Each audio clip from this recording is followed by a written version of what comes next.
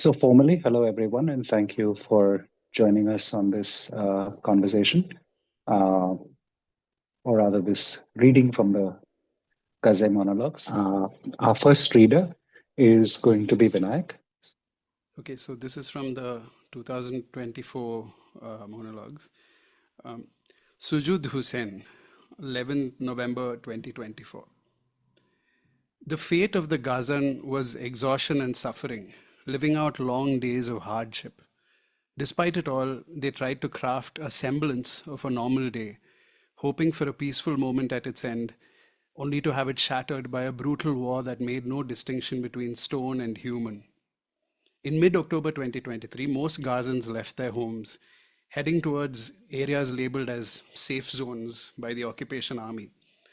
My family and I, along with my uncles and aunts, went to Khan Yunis in the southern part of the Gaza Strip, gambling with our lives amid airstrikes, the advance of military vehicles, the roar of planes, and even the bombing of shelters. We had no means of survival, merely seeking safety. In those early days, we kept telling ourselves, tomorrow we'll return. When we needed something essential, clothes, food, bedding, we'd say, the house is full of these things. Tomorrow we'll go back. But between fear, insecurity, and the cold, we spent long nights, nearly 2 months, sleeping on the ground, using blankets as makeshift mattresses, thinking this was only temporary. More than 100 members of my extended family shared the same harsh reality. We'd wake up in the morning, light fires, cook food darkened with soot, and bake in clay ovens. The first time I got the chance to sleep on a foam mattress, it felt like I had only truly discovered sleep that day. I forgot what peace and quiet felt like, and I had no private moments to grieve all that we had lost. We didn't have the luxury of protesting our circumstances. We lived through what our grandparents had narrated about their Nakba, tasting the bitterness of existence. We consoled ourselves with the thought that this suffering would pass. But then, just days later, the occupation ordered all displaced people in the shelter to leave Khan Yunis for Rafah, declaring it a dangerous combat zone. We crossed through what they called safe corridors, and enduring indescribable humiliation. The terror of walking between tanks, the mocking glances of soldiers, the fear of being separated from your family or losing what little you carried. It was a moment of utter despair. We left Khan Yunis with nothing but our tears. I cried until grief consumed my heart. We moved to live in a tent. Words cannot describe the first night. The weather was rainy, and I spent the night imagining the tent flooding and wondering what we would do. I didn't sleep a wink. I had yearned for restful sleep after so many exhausting days, but my thoughts didn't spare me, nor did my sorrow. My mind was torn between two equally bitter options. Should I save myself and leave, or stay with my family in the midst of this war and postpone my wedding until it was over? I thought leaving would bring salvation because everything seemed to signal doom. After many long months in March 2024, I left Gaza, my cheeks still wet with tears.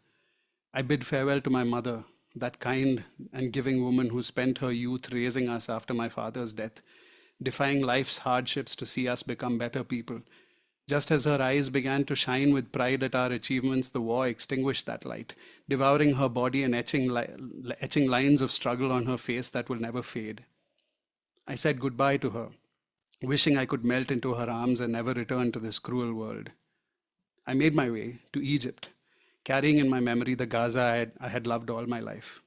As I entered Egypt, with the driver playing Kulthum's songs, and saw the brightly lit streets of Cairo, images of Gaza flashed in my mind.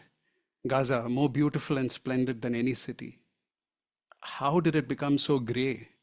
The voice of Kulthum brought tears to my eyes as memories flooded back. Her songs had always been a part of my conversations with friends, replacing music with stories about her songs, listening to my friends' tales and sharing my own. I left Gaza without saying goodbye to my friends, those I used to see so often. The war became an obstacle to my planned departure, one we had envisioned for years. My friends and I had wondered how we would say goodbye and how we would meet again. The war obliterated these visions, making them impossible. Now I think about how much I need my friends, how much I long to see them. Does the world understand the longing for a mother, sisters, friends, for memories? I cry looking at pictures on my phone and then I laugh. These pictures are all I have now, photos stored in a phone's memory.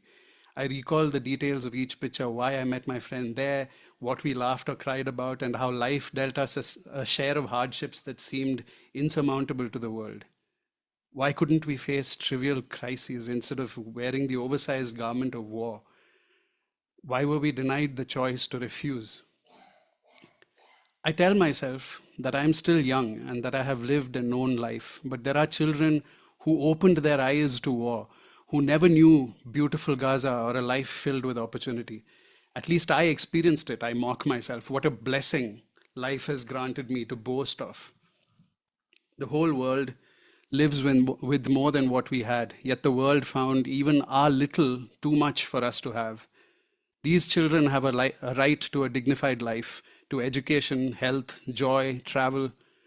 They are no less than children everywhere. They are, in fact, the essence of this generation, standing firm against all odds. To me, Gaza, with its youth, children, and women, remains the queen of the world, beautiful despite everything. Now I live alone with my questions, my fears, my anxiety, and my loneliness, far from my family and friends. I've learned that survival is an illusion because fear is a monster no less terrifying than war. I fear the news, the sounds, the inability to reach my family's phone, or an urgent report of a bombing near them. I dread the long hours when my friends are offline, which is the norm in Gaza given the lack of communication tools. These difficult and distressing circumstances are unknown to the world. I sometimes think I've experienced little of it compared to what my mother tells me they endure. Anger consumes me. My heart trembles, imagining how my mother endures such hardship. These fears and the memories of hard nights in Gaza have shaped me into an angry person, sharp-tongued, intolerant of opposing views. I can't bear to hear the word Gaza unless it's spoken with pride and admiration. I ignore and reject dissenting voices, a stark contrast to the person I was before, the one who embraced all opinions and welcomed every perspective. The war changed me. It took away the person I once knew. What we have lived, thought about, and witnessed is hard to explain, no matter how much we speak of it. It is the unique experience of a Gazan thrown by the world to face the monstrous occupation, molded into a myth to satisfy the inhumanity within others. One day, the Gazan will cry out to the whole world and care for nothing but reclaiming peace. On that day, the world must prepare itself and not blame the Gazan for the results of his prolonged solitude. Thank you, Vinayak. Elle, can we have you on next, please? Hi, everyone. This is A Mess, a Dizziness, and an Endless Headache, written by Tamer Najem on 11th November 2024. I don't know where I am, or even who I am. I feel like I'm in a whirlpool spinning me around, and I'm completely surrendered to it. Sweet things mixed with painful things, moments that make me cry, and others that make me lose myself. Oh God, where was I? And where have I become? Why? How? And for whose sake is all this happening?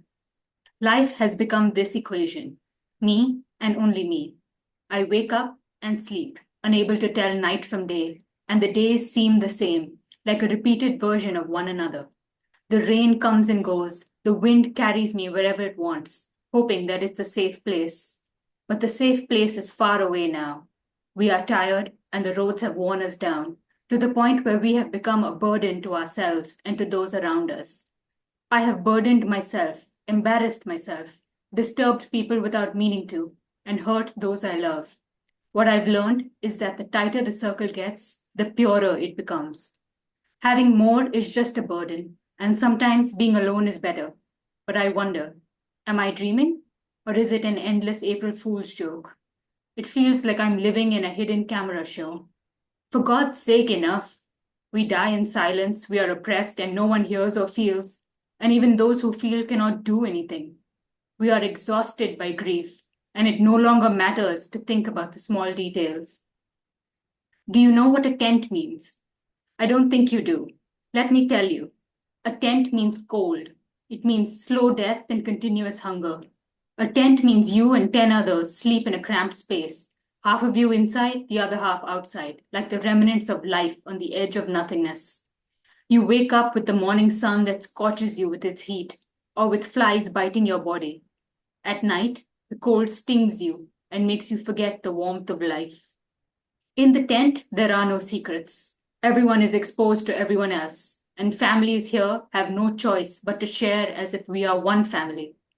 Every morning starts with a new struggle for survival, to secure bread and a little water.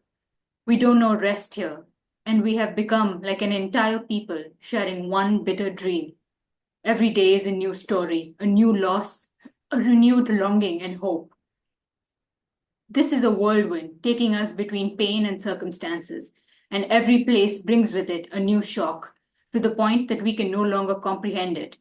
Every day we live with a new hope, but it vanishes like a mirage. We have become like near naked bodies, empty stomachs, tired minds, and wounded hearts. As time passes, hope died and left us alone.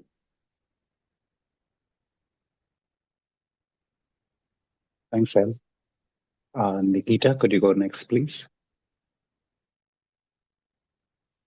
This is number 16, Heba Daoud, on the 19th of November 2024. I feel like a body without a soul. Before the war, my life was perfect beyond words. I had a small family filled with love, just as I had always dreamed. I had a home that I built with love with my husband, and I had reached a point in my career that I had wished for. But I still haven't woken up from a nightmare that has lasted over a year. I lost everything. It started with the bombing of our house, the martyrdom of my father-in-law and my brother-in-law, and my husband was critically injured, losing his memory for a month. The condition was dire. I didn't recover from this nightmare, only to lose my sister, my soulmate, her husband, and her children. I tried to resist all this pain. The people closest to me and my home are gone, and I must be strong to bear this responsibility. I have 2 children. My husband is injured, and I have to fight this brutal world. We were besieged 4 times, and we escaped each time by a miracle. The last time was when they bombed our house while we were inside. They pulled me out, and I had to walk to the south with my 2 children while they took my injured husband. That moment was the worst of my life. I collapsed. I had to stand up to protect children. I hugged them and walked through a sea of tanks and soldiers. Not one of them had an ounce of mercy. When we had crossed half the distance, they dropped white phosphorus on us, and we almost suffocated. I held my children and ran to protect them. We reached the south, but we had no shelter, no clothes, no food, neither for my children nor for me. The situation was catastrophic. My husband did several urgent surgeries as his injury was life-threatening. After suffering and trying, we managed to travel to Egypt, where he underwent the first surgery for his ear and passed the critical stage. At that moment, I thought I would get some rest, but I have not tasted rest since then. Every time I try to sleep, and before I do, the events replay in my mind and I break down in tears. And if I do sleep, I see nightmares. Then came the greatest loss that truly broke me and made everything else I lost seem insignificant. My father passed because of the war. He had cancer, and there was no cure, which caused the disease to spread throughout his body, and he passed away, strong until the end. At that moment, I felt like I lost the world and everything in it. I reached the point where nothing could affect me anymore, and in simple terms, my feelings were wiped out.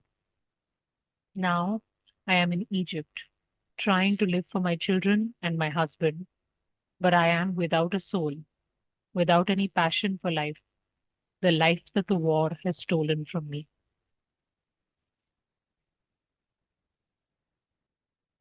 Thanks, Nikita. Neha, would you like to go next? Rawand, written on the 11th of November 2024. Every morning begins with a strange pain, the pain of distance and helplessness. It feels as though I am a prisoner, even though I am free, as if my soul lives in a place I cannot reach. Each morning I wake up to news that shakes me, explosions whose sounds reach me through the screens. But the hardest was Saturday, December 16th, 2023. As usual, I called my family to check on them, to hear their voices and calm my heart a little. But what reached me was far from reassuring.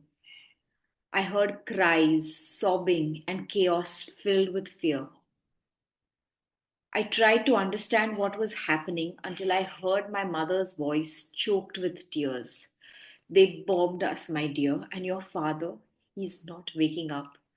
May God save him. The injury to his head was severe. It left him unable to move, unable to speak, and it stole his memory. My father, whom I had always known as strong, had become imprisoned in a body that no longer responded. His mind absent from the details of his life and the faces of his loved ones. My daily calls have become heavy. I call to check on them, but I know no one is truly okay. Remember, what is happening isn't just news. It's the lives of people, the dreams of children, the hopes of fathers and mothers longing for a day of peace. War is not an inevitable fate, and peace is not an impossible dream. We believe there are hearts that feel our pain. Let there be a share of your hope and prayers for us and our families. Perhaps the world can become a more just and humane place. Thank you, Neha. Samina, could you go next, please? Right, thanks. This is Mahmud El-Turk, written on 13th November 2024. My message to the world about the Gaza war 2023-24. We are still alive, but everything inside us is dead. Yesterday, I was alive, carrying the hopes and dreams of every 30-year-old, full of infinite achievements. But today, those dreams have been stolen and that ambition has been killed. All that remains are memories inside me that never sleep, haunting me every moment. We were forced to leave our warm, beautiful homes and displaced to an unknown path, living in a poor, nylon-covered tent that offers no protection from the summer heat or the winter cold, with no basic necessities of life.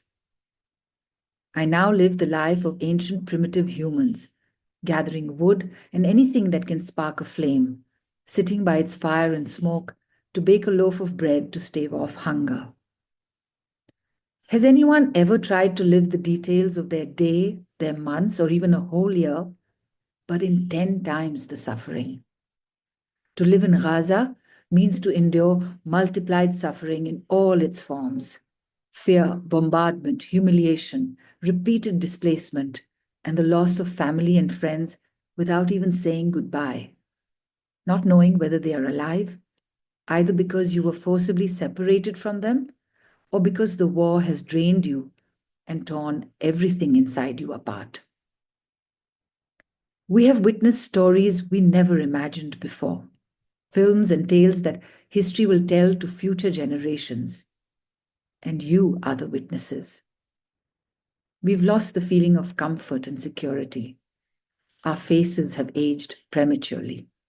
They are pale, tired, and exhausted, filled with the painful pangs of life. Now all we think about and all we dream of is returning to our destroyed homes to live on top of their grey rubble. We have little left to say to the world to make sure it still hears us. Do not forget us and leave us alone. We are not just numbers in death toll statistics. We are humans just like you. We love life. We have hopes we wait for and believe in. And we have the right to live in peace and security, to stop the endless cycle of wars. At a moment of realization, I ask myself, who am I?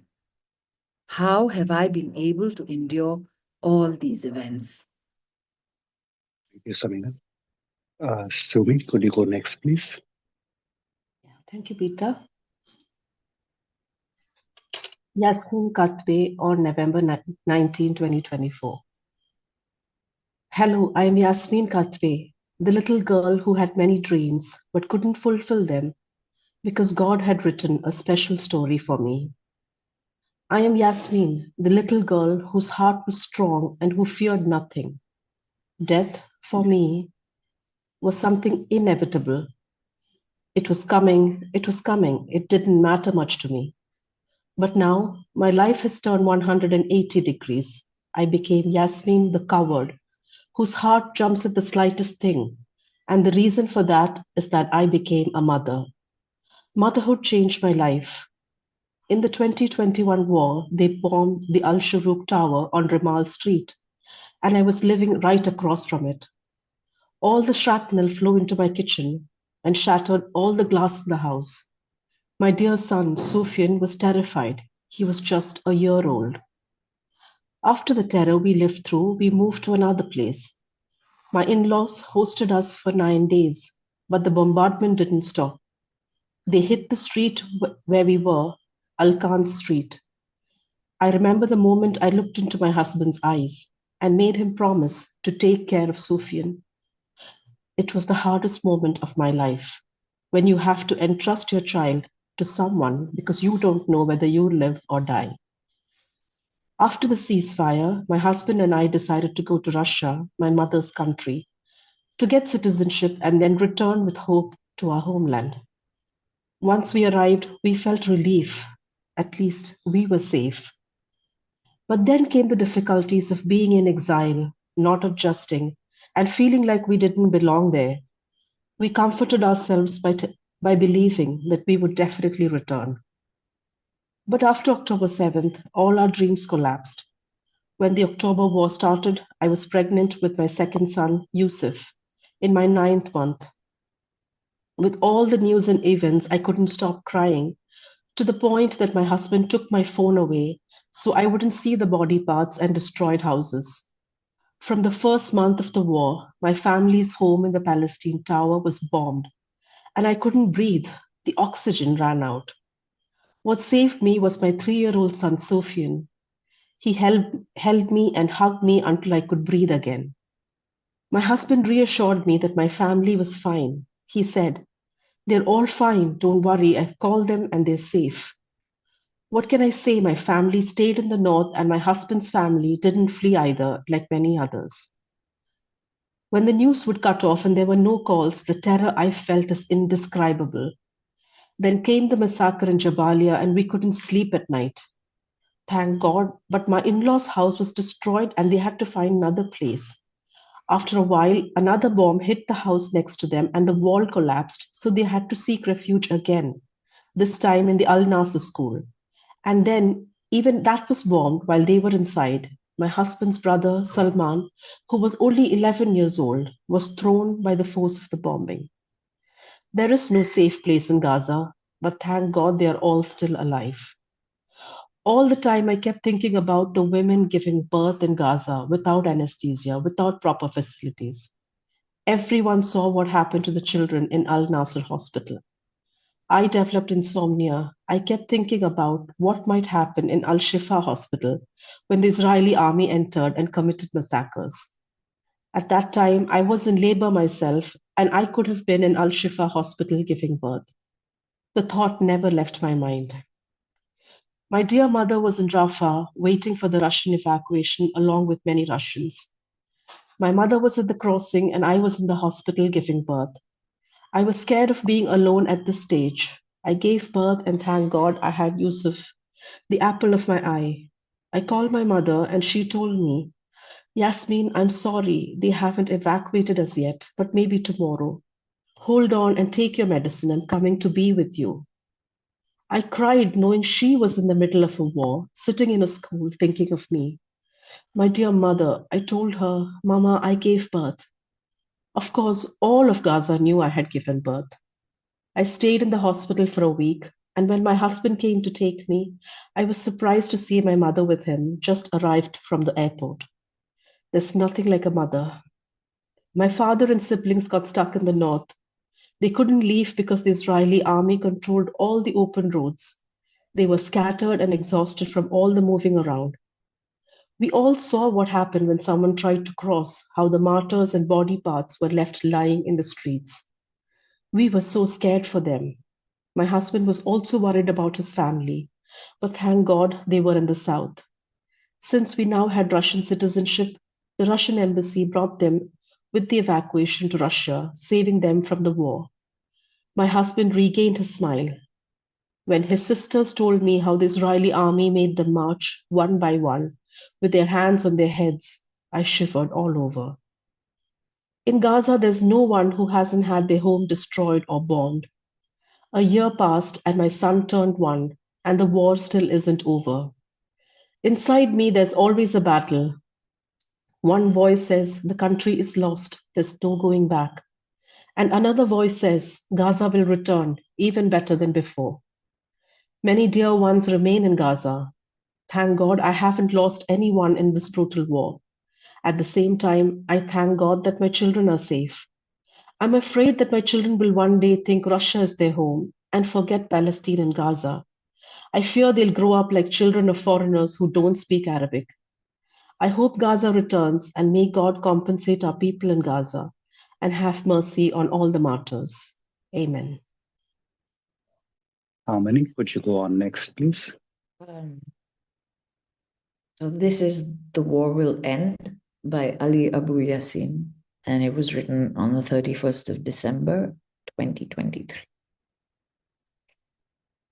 The war will end and people will return to what remains of their homes and families. The children will go to their schools after cleaning the blood and remains of body parts from the schoolyards. Our good neighbor will go to open his shop as usual in the morning, but without the most important thing in his shop, the refrigerator.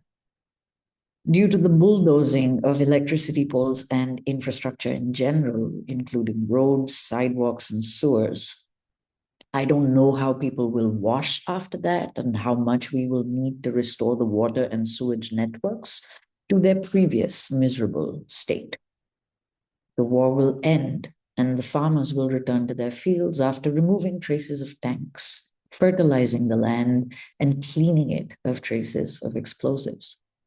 Drivers will return to their vehicles, searching for new roads to take among the rubble. The war will end, and after years, we may restore all the destroyed buildings, roads, schools, universities, and towers better than before. But people will not return to what they were, as this war has taken our children, our neighbors, and our friends. It took our souls and left us waiting for only one thing: for this war to stop, for our daily death to stop, and for us to return to die slowly, carrying for the rest of our lives memories that will be impossible to forget. The language of our dialogue and memories will remain war, displacement, the dream of return, and the Nakba. We will get lost in the conversation, whether we are talking about the first or the second Nakba, returning to our villages before 1948, or returning to Gaza. But we will not be unable to find vocabulary in which to explain to our children years later when we tell them the story, whether we meant the first Nakba, the second, or, God forbid, the third. Thousands of mothers will return waiting for their children who will not return. Our neighbor will grow old early after losing his only son, who was supposed to help him in his old age. The children's screaming will continue at night for an unknown period of time. Thousands of young men, girls, and children who lost their limbs will return, suffering the pain of disability for the rest of their lives. The war will end, and we will continue to resist epidemics and diseases created as a result of it. The war will end on the ground, but it will never end in our memories, hearts, and souls. Certainly, nothing will return to what it was before. The war revealed everything. It did not only reveal the infrastructure, but it revealed the nature of the people, their loyalty, belonging, and sincerity. The war will end, and people will not return to what they were before at all levels. The war will end on the ground, but it will never end within us. The war is not over yet, but we say, Happy New Year. We repeat it every year, but unfortunately, every year we are not well. Season's greetings. Thank you, Ahmad. Rukkini, can you go on next, please? So this is for Ehab, Alayan, written on 11th August 2024. I've always spoken quietly. I scream while I'm silent. I express my feelings calmly. I don't react to either big or small things. Everything to me is easy. I love everyone. I rejoice in the happiness of others, and I feel sad when there's an earthquake, flood, hurricane, or even a tsunami in any country around the world. But in this cursed war, I stopped accepting myself. I regretted everything positive I contributed to life because it betrayed me with all its power and violence. What's the use of the calm life I was living compared to all the noise and psychological destruction I'm going through now, along with my family? Before the war, I had tailored my life to my own preferences. I wasn't living under anyone's mercy. Anything that bothered me, I removed it from my life completely. I loved theater, music, and I sold makeup and perfumes. I would move like a butterfly between perfume bottles, makeup, musical scales, and the stage, and I had a natural harmony. Then the war came, and time completely stopped. My ambitions in life shrank with the sound of every shell, missile, or bullet. I started moving like a butterfly between gathering firewood and water, displacement, and without any harmony. From now on, I won't speak quietly. I will scream in everyone's face. I will expose all the people of the world. My problem is with the entire universe, with the world, with people, with the good before the bad. What good exists in this world where people are okay with their homes being bombed on top of them and their children? What humanity, what human rights, and what nonsense? It's all lies, lies, and lies. I've lost faith in everything that breathes. Even the dove, symbolizing peace, betrays and betrays. And the fish in the sea, when I needed it, I couldn't find it by my side. You've left me with no other choice but to feel betrayed. Everyone deceived us, everyone, without exception. Everyone participated in slaughtering us alive. No one left who didn't rejoice in our suffering. The goat fell, and everyone wants to make a profit from it. Relatives before strangers, friends before enemies. For the first time, I feel deceived by my enemy. I knew they were criminals, merciless, hungry for our death and torture, destroying everything without compassion for people's livelihoods, oppressing unjustly, burning, crushing. But I didn't know they could be so harmful. A grudge so deep, so polished, a grudge that's thousands of years old. Hell itself has fallen on our heads in Gaza. Everything evil in the world becomes Gaza.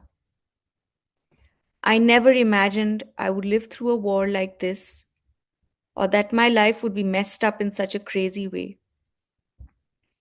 I knew there was hatred, hypocrisy, deceit, and betrayal in the world, but never to this extent.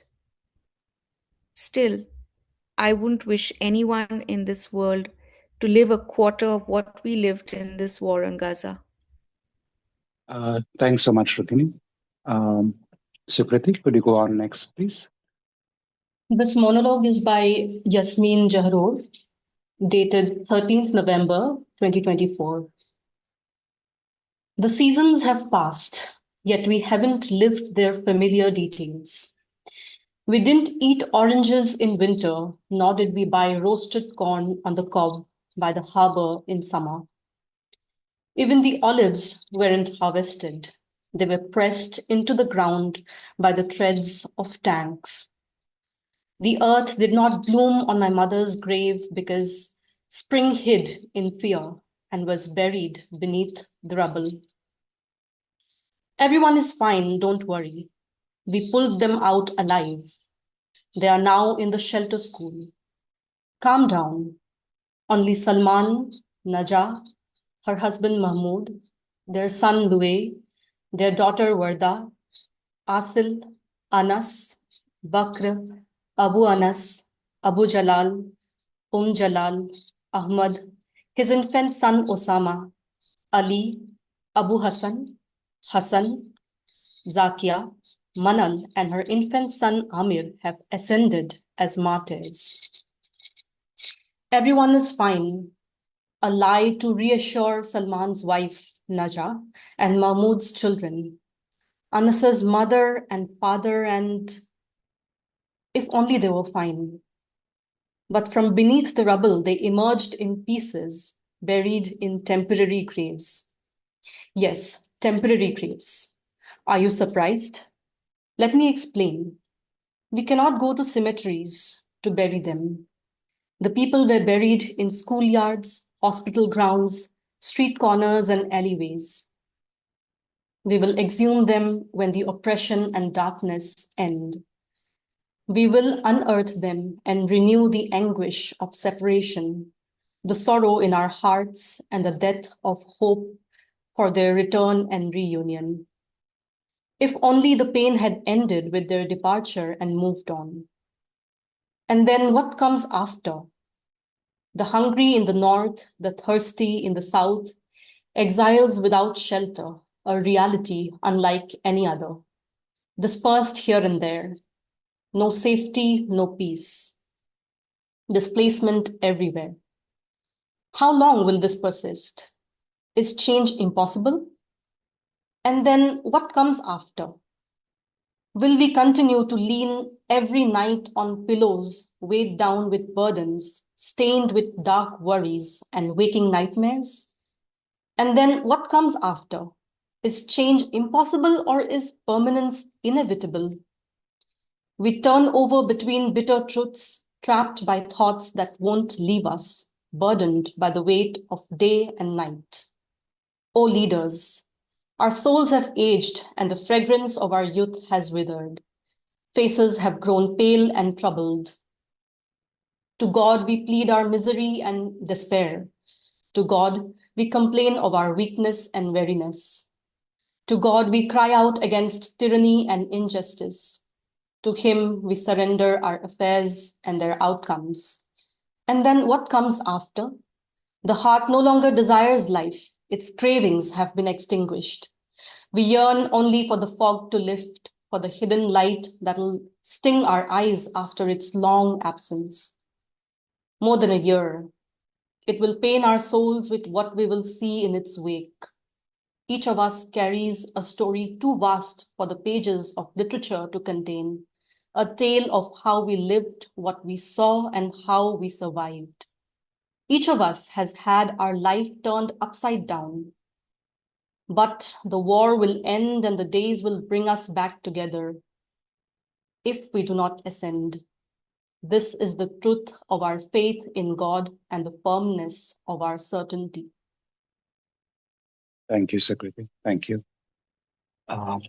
We have Tejaswini next, please.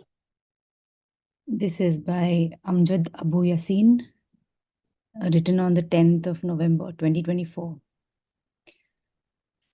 My last letter. I really wish it's the last one. I'm not Christ, to bear on my shoulders the sins of humanity, and I don't have the power to forgive all humanity. How is it logical that for being Palestinian, we have to endure a doomed fate since the beginning of creation? That the world blames us for all its guilt and anger. From the beginning of time, Palestinians are destined to suffer, to roam and to die. No one is spared, not the weakest or the strongest of us, nor the most villain or the prophet. 400 days have passed. I've seen in them children wishing to die from what they are experiencing. Every time I hear a child wishing to die, everything in me dies. I've also seen kids clinging for life and a lot of bodies and a little life.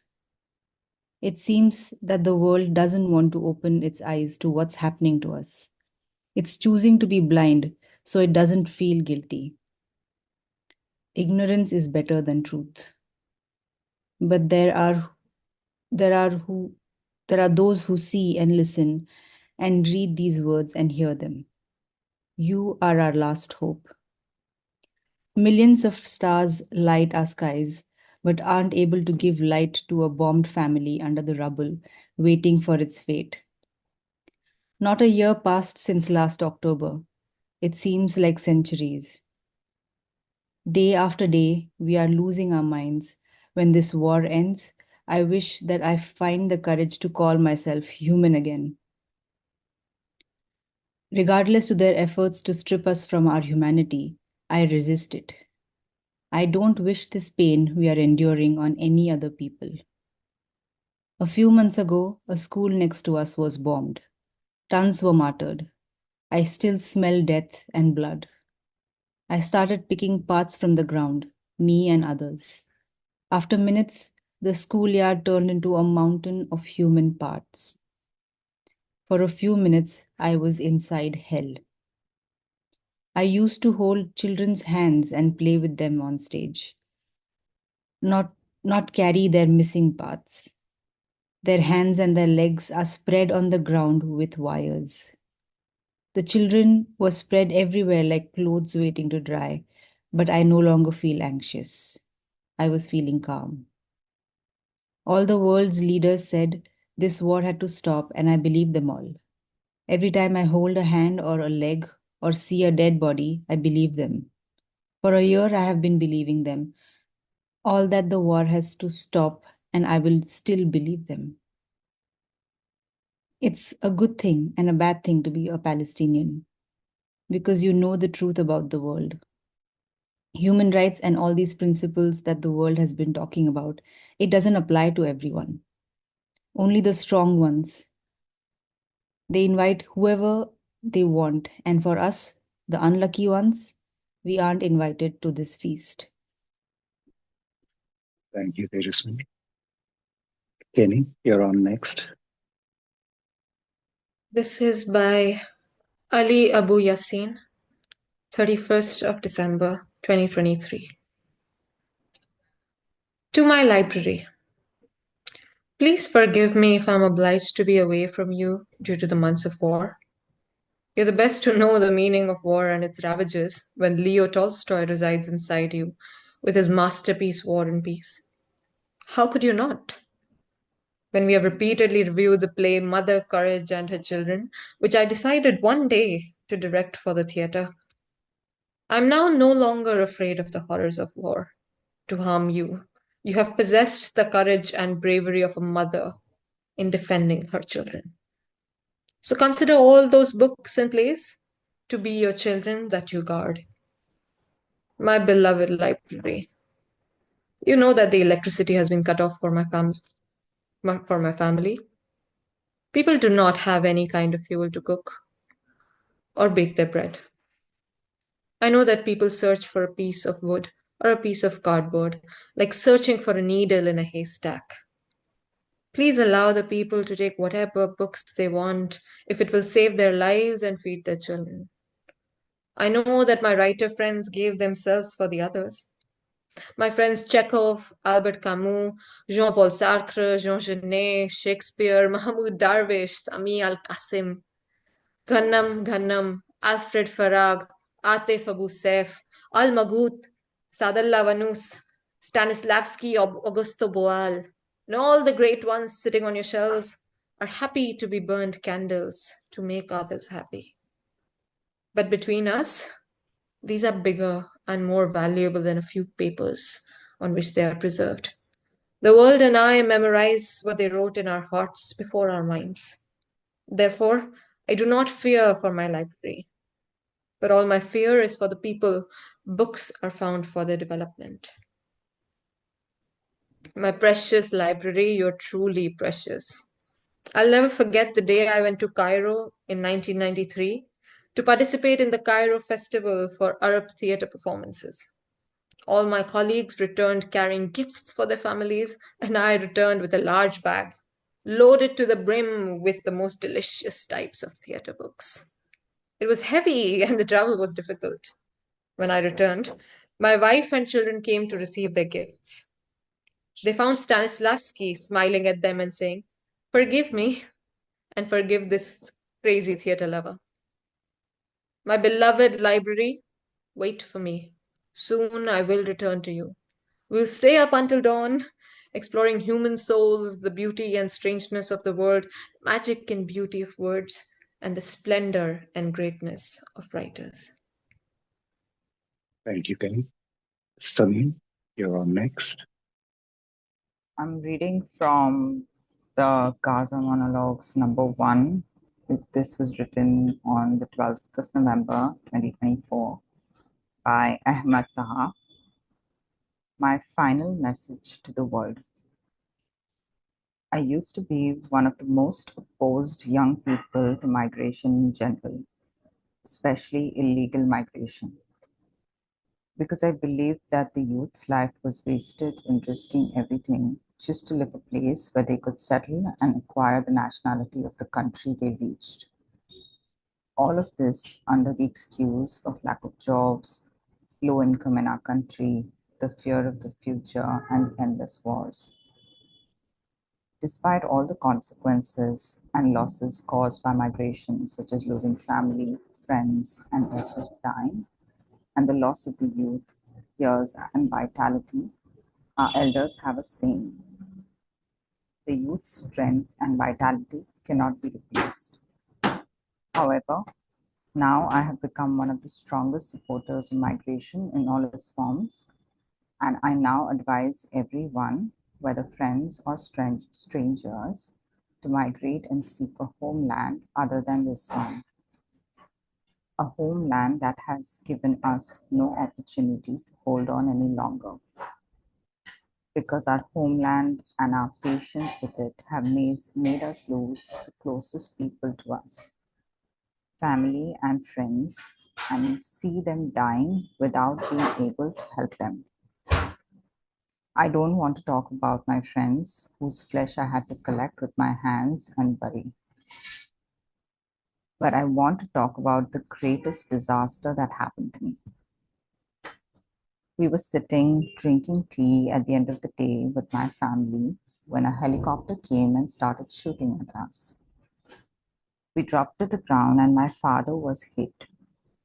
He started screaming at us, "Don't move, no one move," while he was bleeding.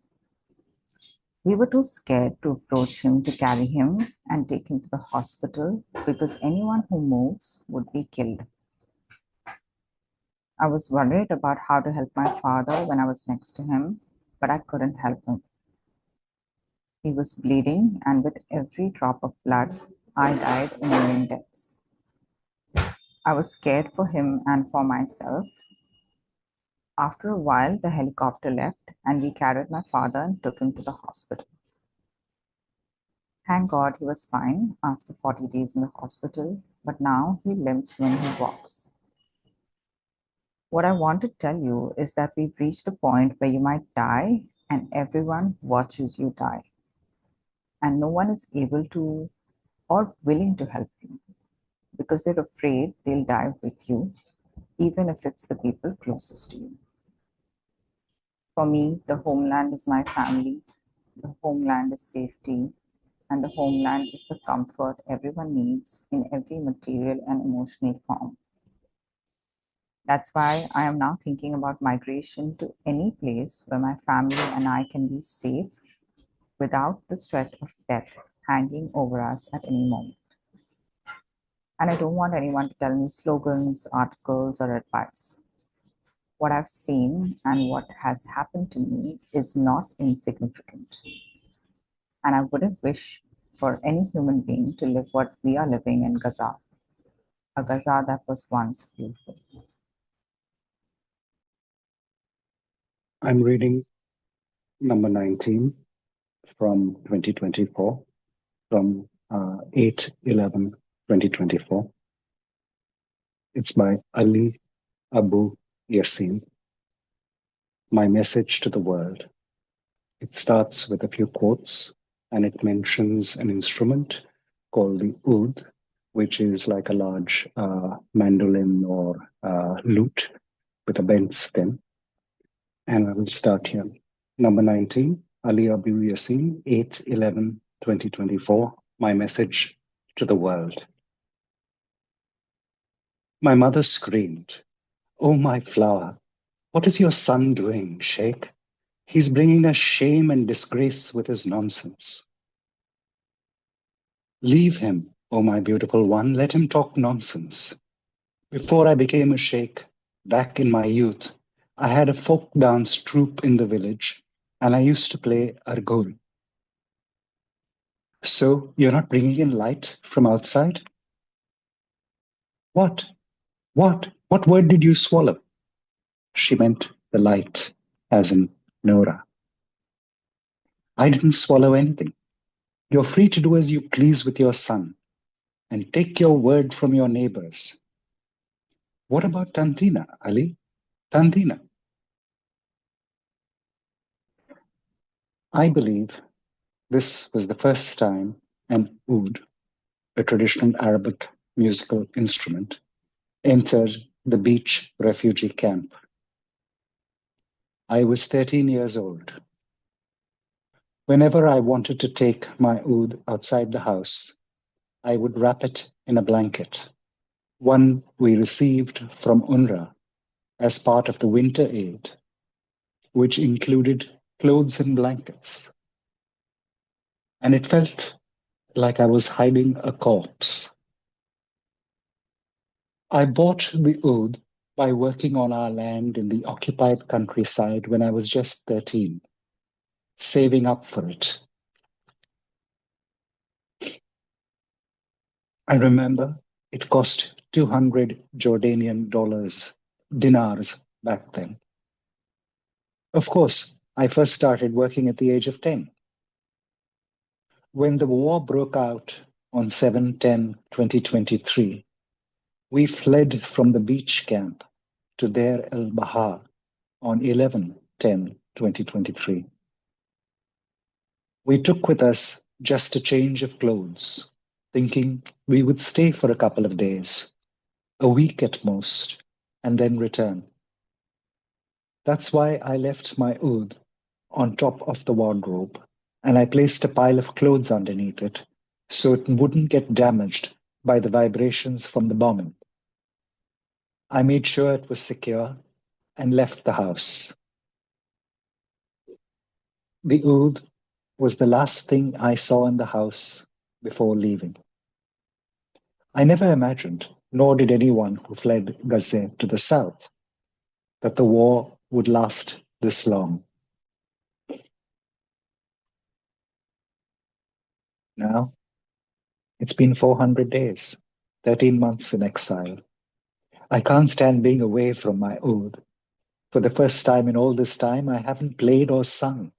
400 days, and I spent most of them crying for the loss of my family, friends, neighbors, the children, and the scenes of people on the streets. Everything about war drives you to tears. No, it drives you to madness.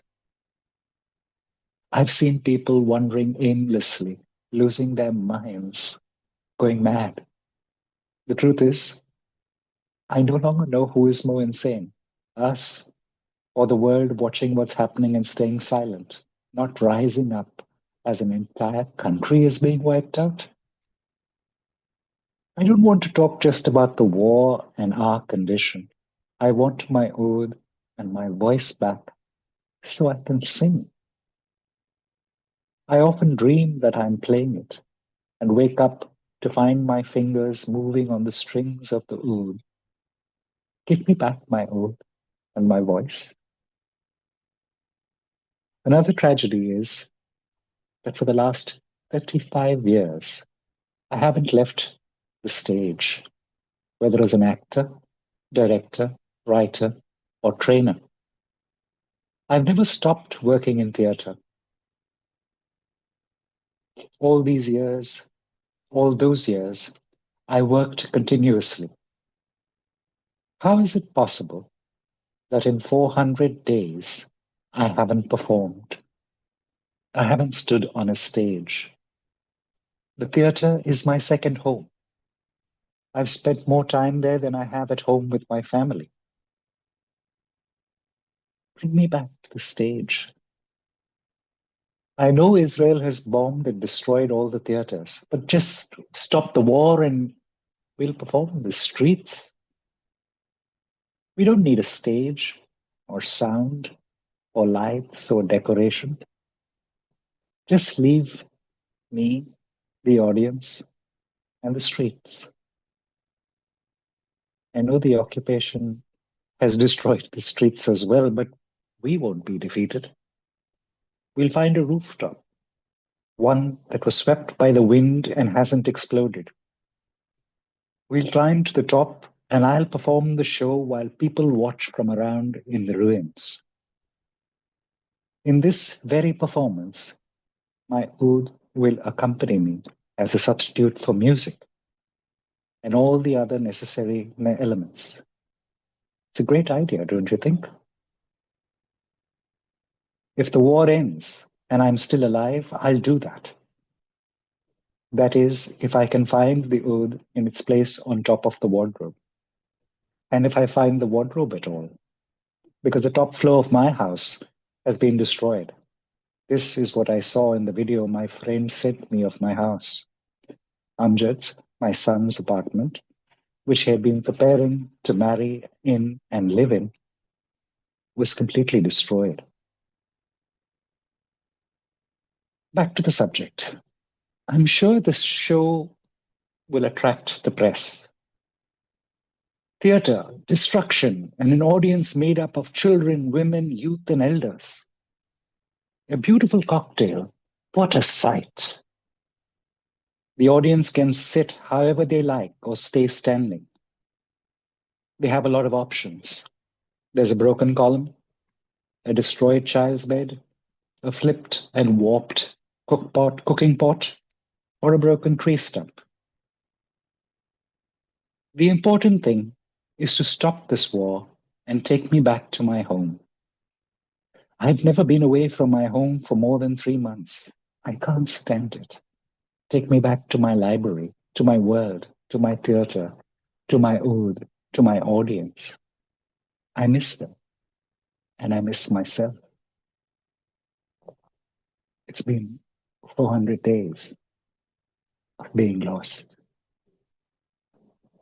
Take me back to where I belong. I've forgotten who I am. Does this war ever end? Or what?